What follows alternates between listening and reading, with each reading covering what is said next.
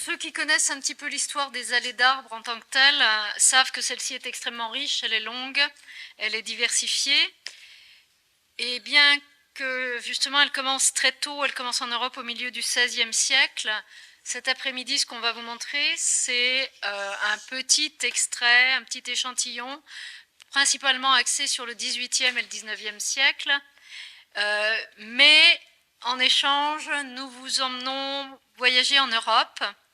et nos intervenants chercheront en particulier à voir comment ces allées sont, selon le titre de la présentation de Jürgen Peters, comment ces allées sont belles et utiles à la fois. Belles et utiles,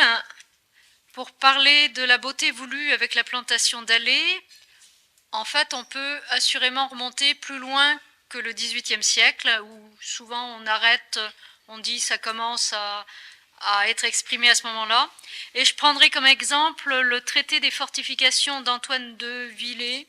du moins je pense que c'est Villers, de 1628. Et je le prends volontairement, cet exemple qui est hors des jardins, parce qu'on sait justement, et on imagine facilement que cette notion de beauté est associée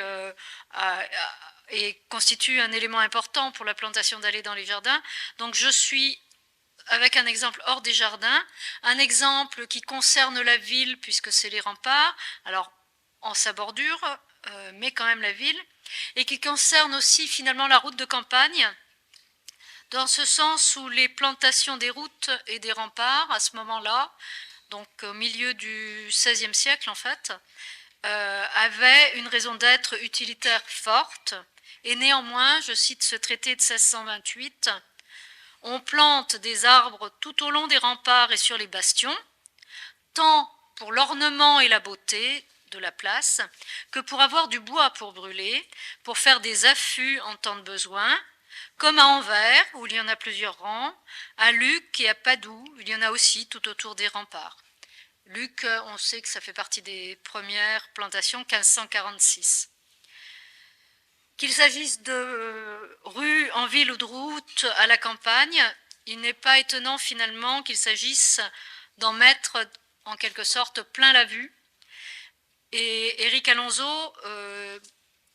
clôturera en apportant son regard et en disant comment justement le jardin n'est pas étranger à l'aménagement de ces rues et de ces routes. Et c'est finalement avec le jardin qu'une histoire commune des allées a émergé progressivement en Europe et au-delà de l'Europe. J'ai été plus courte.